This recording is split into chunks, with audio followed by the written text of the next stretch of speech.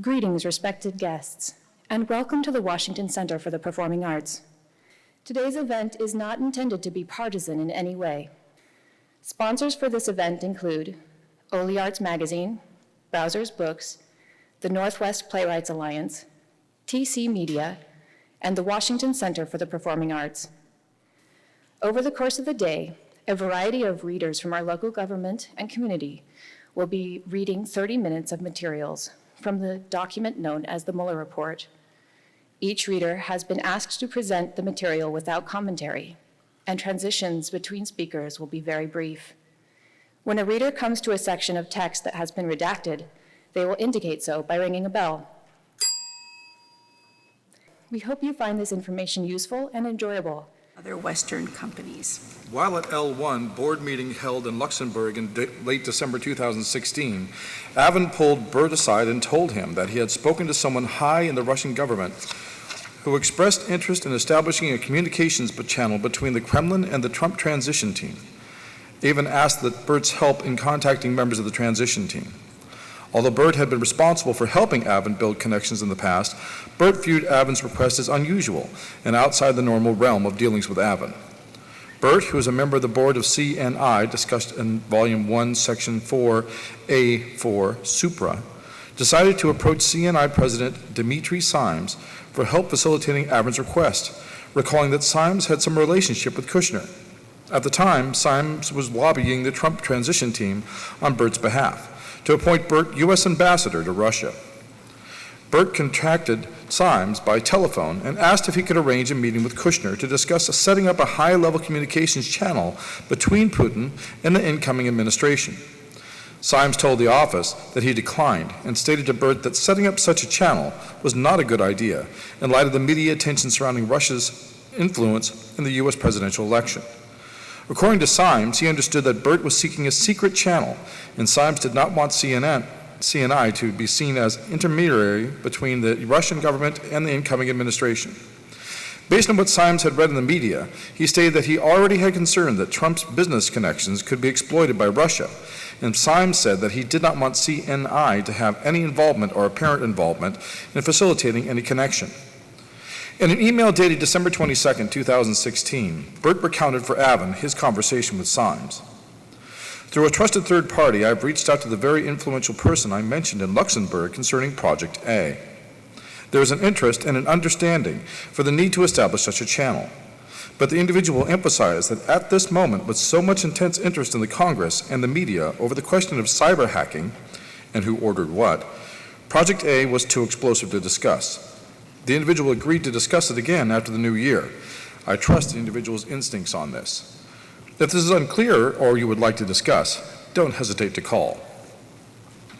According to Burt, the very influential person referenced in this email was Simes, and the reference to a trusted third party was a fabrication, as no such third party existed. Project A was a term that Burt created for Avin's efforts to help establish a communications channel between Russia and the Trump team, which he used in light of the sensitivities surrounding what Avin was requesting, especially in light of the recent attention to Russia's influence in the U.S. presidential election. According to Burt, his report was interest in a communications channel reflected Simes' views, not necessarily those of the transition team. And in any event, Burt acknowledged that he had added some hype to that sentence to make it sound like there was more interest from the transition team than may have actually existed. Avin replied to Burt's email on the same day saying, "Thank you, all clear." According to Avin, this statement indicated that he did not want the outreach to continue. Burt spoke to Avin sometime thereafter, and his attempt to make contact with the Trump team, explaining to Avin that the current environment made it impossible. Burt did not recall discussing Avin's request with Simes again, nor did he recall speaking to anyone else about the request.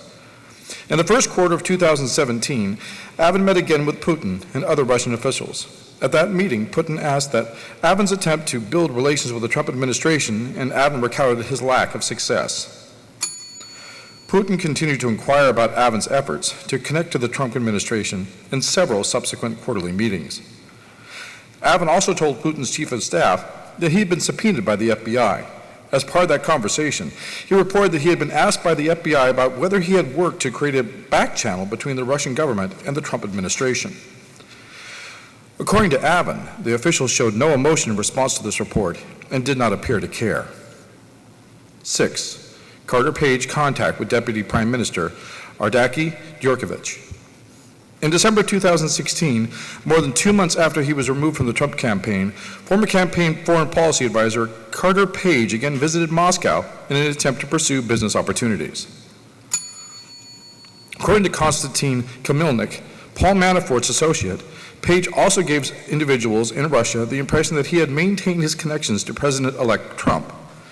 In a December 8, 2016 email intended for Manafort, Klimnik wrote, "Carter Page is in Moscow today, sending messages he had authorized to talk to Russia on behalf of DT on a range of issues of mutual interest, including Ukraine." On December 9, 2016, Page went to dinner with NES employees Shlomo Weber and Andrik Krukovic. Weber had contacted Djurkovic to tell him know that Page was in town and to invite him to stop by dinner if he wished to do so. And Djurkovic came to the restaurant for a few minutes to meet with Page. Djurkovic congratulated Page on Trump's election and expressed interest in starting a dialogue between the United States and Russia. Djurkovic asked Page if he could facilitate connecting Djurkovic with individuals involved in the transition to begin a discussion of future cooperation. Djurkovic separately discussed working together in the future by forming an academic partnership. 7. Contacts with and through Michael T. Flynn. Incoming National Security Advisor Michael Flynn was the transition team's primary conduit for communications with the Russian ambassador and dealt with Russia on 2 sensitive matters during the transition period: a United Nations Security Council vote and the Russian government's reaction to the United States' imposition of sanctions for Russian interference in the 2016 election. Despite Kushner's conclusion that Kielcik did not wield influence inside the Russian government, the transition team turned to Flynn's relationship with Kielcik on both issues. As to the sanctions, Flynn spoke to the phone to K.T. McFarland, his incoming deputy, to prepare for his call to Kielcik. McFarland was with the president-elect and other senior members of the transition team at Mar-a-Lago at the time. Although transition officials at Mar-a-Lago had some concern about possible Russian reactions to the sanctions, the investigation did not identify evidence that the president-elect asked Flynn to make any request to Kielcik. Flynn asked Kielcik not to escalate the situation in response to U.S. sanctions imposed on December 29, 2016, and Kielcik later reported to Flynn that Russia acceded to that request. A. United Nations vote on Israeli settlements. On December 21, 2016, Egypt submitted a resolution to the United States Security Council calling on Israel to cease settlement activities in Palestinian territory. The Security Council, which includes Russia, was scheduled to vote on the resolution the following day. There was speculation in the media that the Obama administration would not oppose the resolution. According to Flynn, the transition team regarded the vote as a significant issue and wanted to support Israel by opposing the resolution. On December 22, 2016, multiple members of the transition team, as well as President-elect Trump, communicated with foreign government officials to determine their views on the resolution and to rally support to delay the vote or defeat the resolution. Kushner led the effort for the transition team. Flynn was responsible for the Russian government. Minutes after an early morning phone call with Kushner on December 22, Flynn called Kielcik. According to Flynn, he informed Kielcik about the vote and the transition team's opposition to the resolution and requested that Russian vote against or delay the resolution. Later that day, President-elect Trump spoke with Egyptian President Abdel Fattah al-Sisi about the vote. Ultimately, Egypt postponed the vote. On December 23, 2016, Malaysia, New Zealand, Senegal, and Venezuela resubmitted this resolution.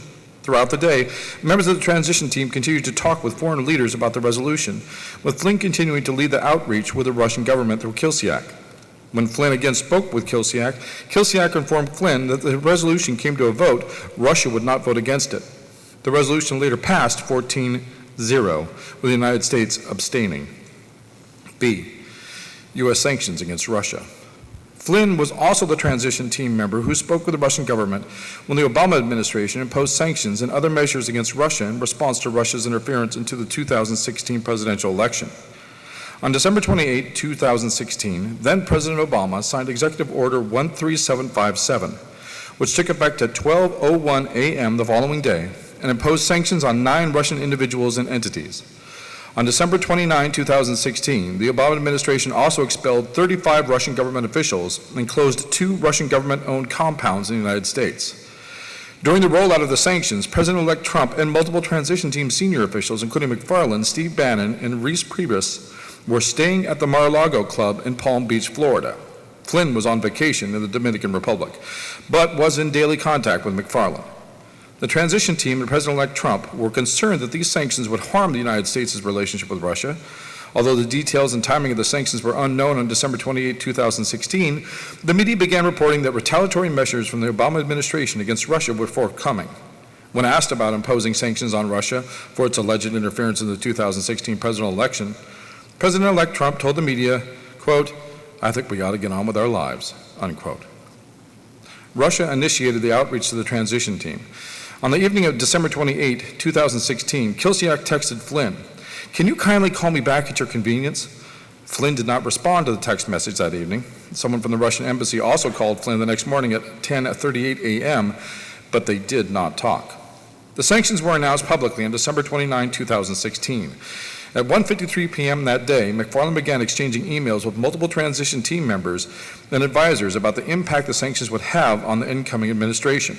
At 2:07 p.m., a transition team member texted Flynn a link to a New York Times article about the sanctions. At 2:29 p.m., McFarland called Flynn, but they did not talk. Shortly thereafter, McFarland and Bannon discussed the sanctions. According to McFarland, Bannon remarked that the sanctions would hurt their ability to give good relations with Russia and that Russian escalation would make things more difficult.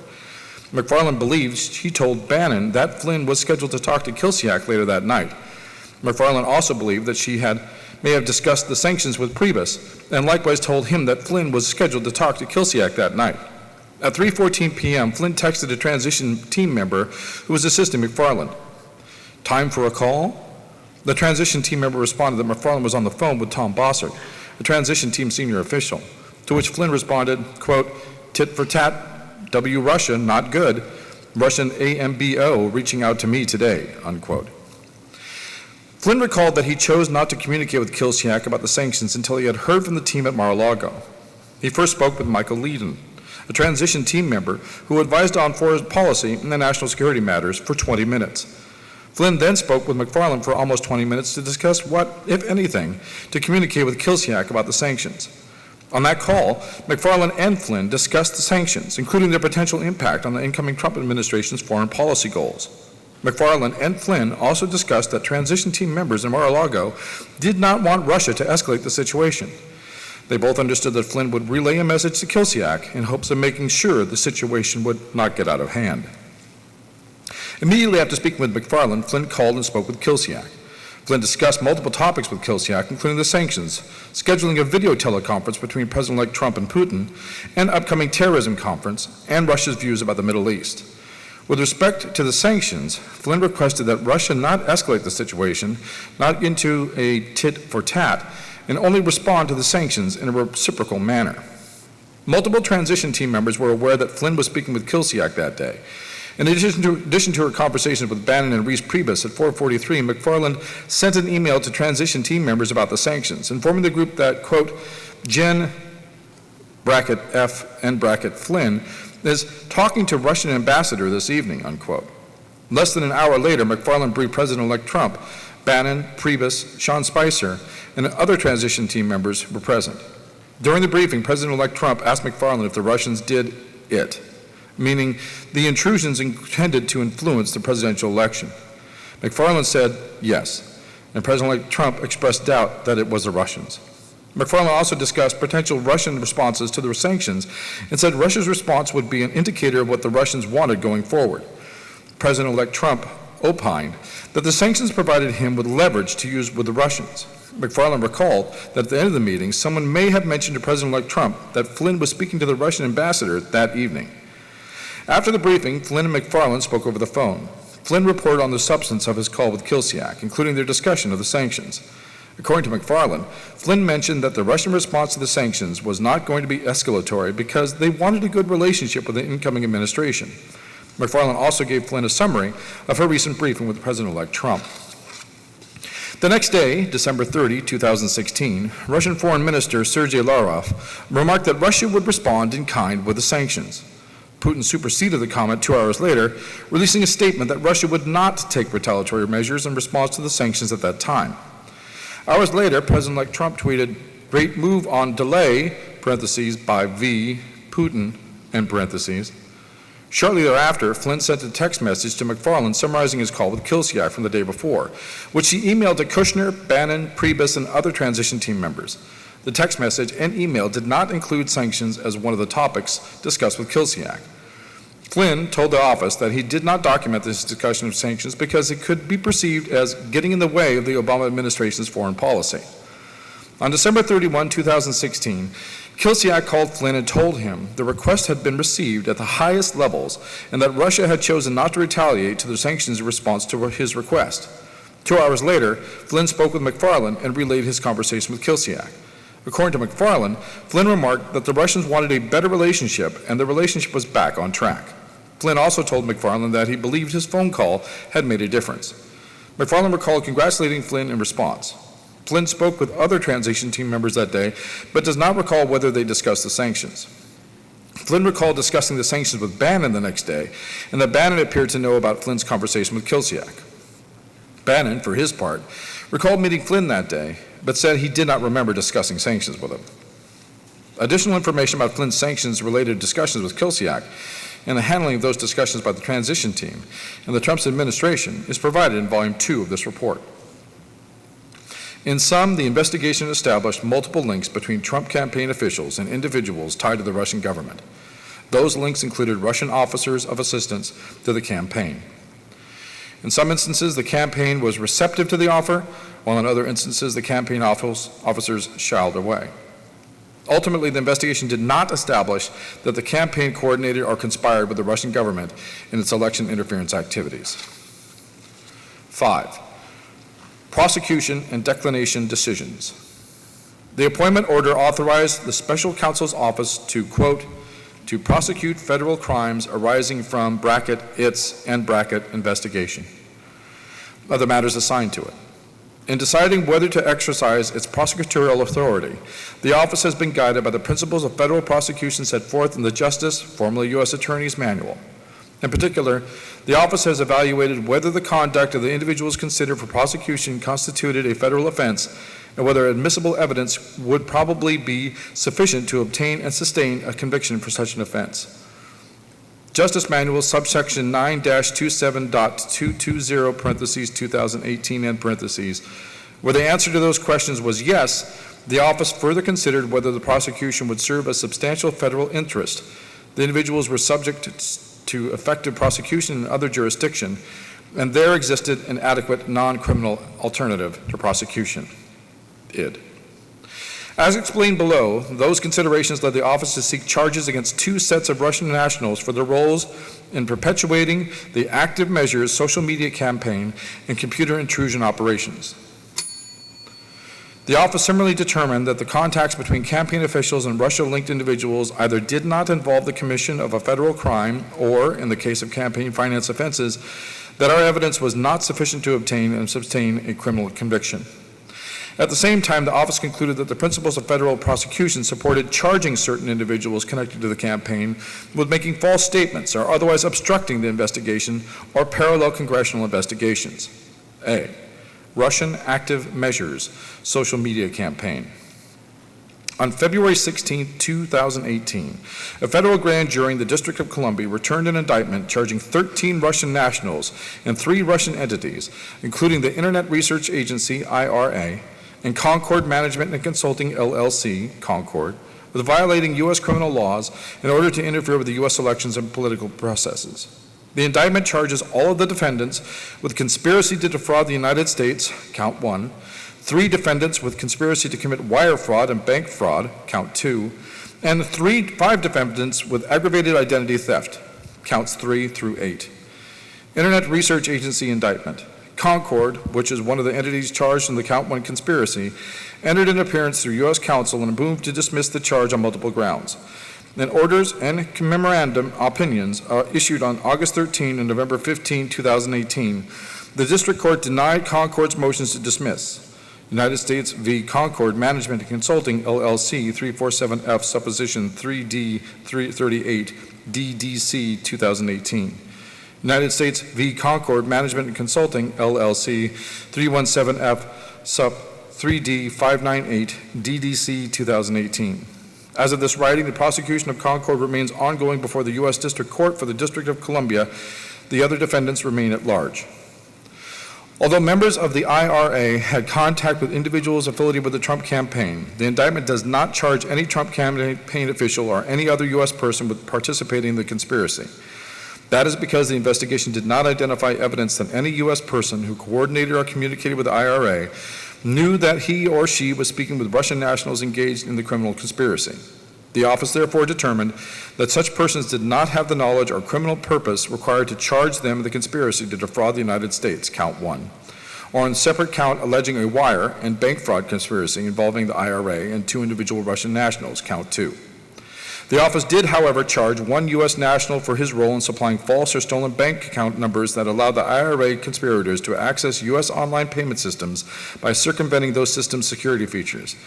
On February 12, 2018, Richard Pinedo pleaded guilty, pursuant to a single count information to identity fraud in violation of 18 U.S.C. subsection 1028, parentheses A, parentheses 7, and parentheses B, 1, parentheses 1, parentheses D, plea agreement United States v. Richard Pinedo, no number 1:18 CR-24, parentheses DDC, February 12, 2018, and parentheses Doc 10.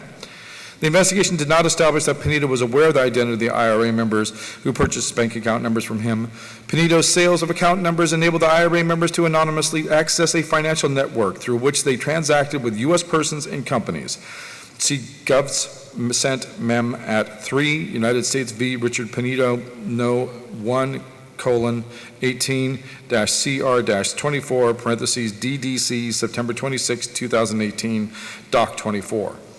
On October 10, 2018, Pinedo was sentenced to 6 months of imprisonment, to be followed by 6 months of home confinement, and was ordered to complete 100 hours of community service.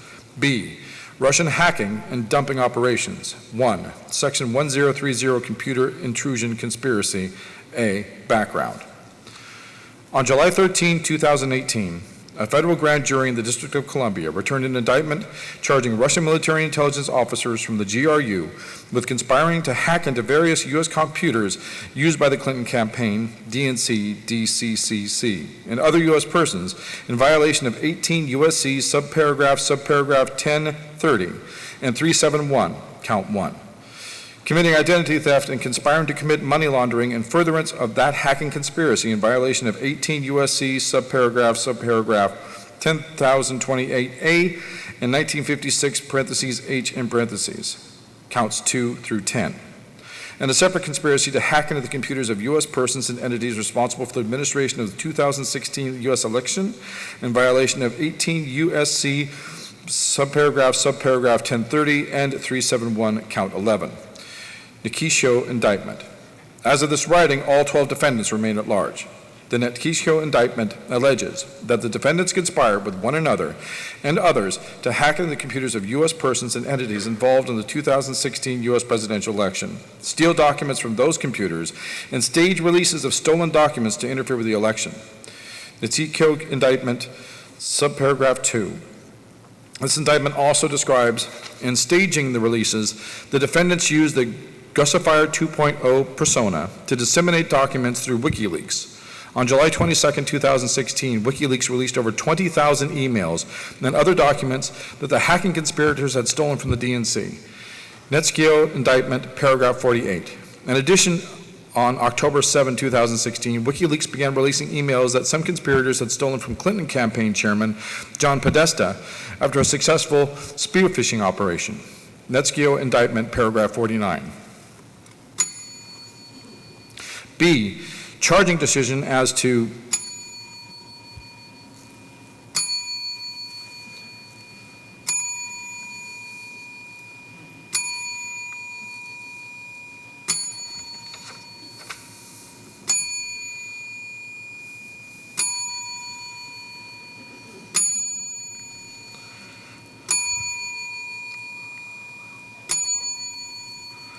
2, potential Section 1030 violation by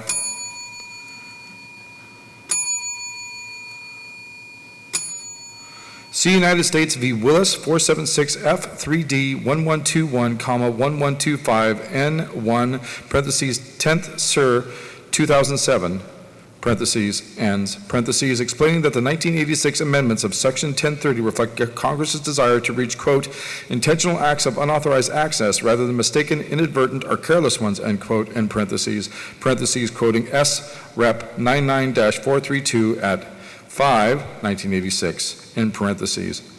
In addition, the computer likely qualifies as, quote-unquote, protected one under the statute, which reaches, quote-unquote, effectively all computers with internet access. United States v. Nozzle, 676F.3D 854-859, parentheses, 9th Sir 2012, and parentheses, N. Bank, in parentheses. Applying the principles of federal prosecution, however, the office determined that the prosecution of this potential violation was not warranted. Those principles instruct prosecutors to consider, among other things, the nature and seriousness of the offense, the person's culpability in connection with the offense, and the probable sentence to be imposed if the prosecution is successful. Justice Manual, subparagraph 9-27.230.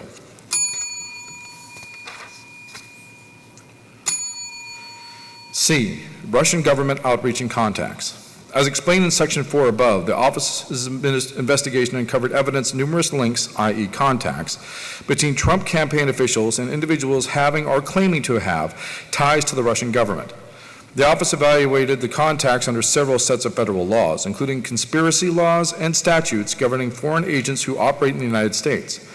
After considering the available evidence, the office did not pursue charges under those statutes against any of the individuals discussed in Section 4 above, with the exception of FARA charges against Paul Manafort and Richard Gates based on their activities on behalf of the Ukraine. One of the interactions between the Trump campaign and Russian-affiliated officials on June 9, 2016, meeting between high-ranking campaign officials and Russians promising derogatory information on Hillary Clinton, implicates an additional body of law, campaign finance statutes. Schemes involving the solicitation or receipt of assistance from foreign sources raise difficult statutory and constitutional questions. As explained below, the office evaluated those questions in connection with the June 9 meeting. The office ultimately concluded that, even if the principal legal questions were resolved favorably by the government, a prosecution would encounter difficulties proving the campaign officials or individuals connected to the campaign willfully violated the law. Finally, although the evidence of contacts between campaign officials and Russian-affiliated individuals may not have been sufficient to establish or sustain criminal charges, several steps to obstruct the office's investigation and those of Congress, this office has therefore charged some of those individuals with making false statements and obstructing justice. 1. Potential coordination, conspiracy, and collusion. As an initial matter, this office evaluated potentially criminal contact that involved the collective action of multiple individuals, not under the rubric of collusion, but through the lens of conspiracy law. In so doing, the office recognized that the word collude appears in Acting Attorney General August 2, 2017 memorandum. It has frequently been invoked in public reporting, and it's sometimes referenced in antitrust law, see E.G. Brooke Group v. Brown and Williamson Tobacco Group, 509 U.S. 209, 227, 1993. But collusion is not a specific offense or theory of liability found in the U.S. Code, nor it is a term of art in federal criminal law. To the contrary, even as defined in legal dictionaries, collusion is largely synonymous with conspiracy, as that crime is set forth in the General Federal Conspiracy Statute, 18 U.S.C., subparagraph 371. See Black's Law Dictionary, 321, 10th edition, 2004. Collusion is, quote, an agreement to defraud another or to do or abstain something forbidden by law, end quote. 1. Alexander Burrill, A Law Dictionary and Glossary, 311, 1871. Parentheses, quote, an agreement between two or more persons to defraud another by the forms of law or to employ such forms as means of accomplishing some unlawful object, unquote. Bouvier's Law Dictionary, 352, 1897, parentheses, quote, an agreement between two or more persons to defraud a person of his rights by the forms of law or to obtain an object forbidden by law, end quote. For that reason, this office's focus in resolving the question of joint criminal liability was on conspiracy as defined in federal law, not the commonly discussed term of collusion.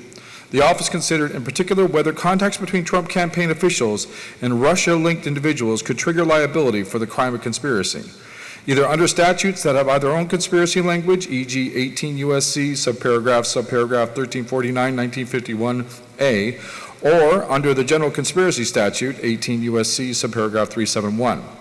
The investigation did not establish that the contacts described in Volume 1, Section 4 supra amounted to an agreement to commit any substantive violation of federal criminal law, including foreign interference and campaign finance laws, but both of which are discussed further below.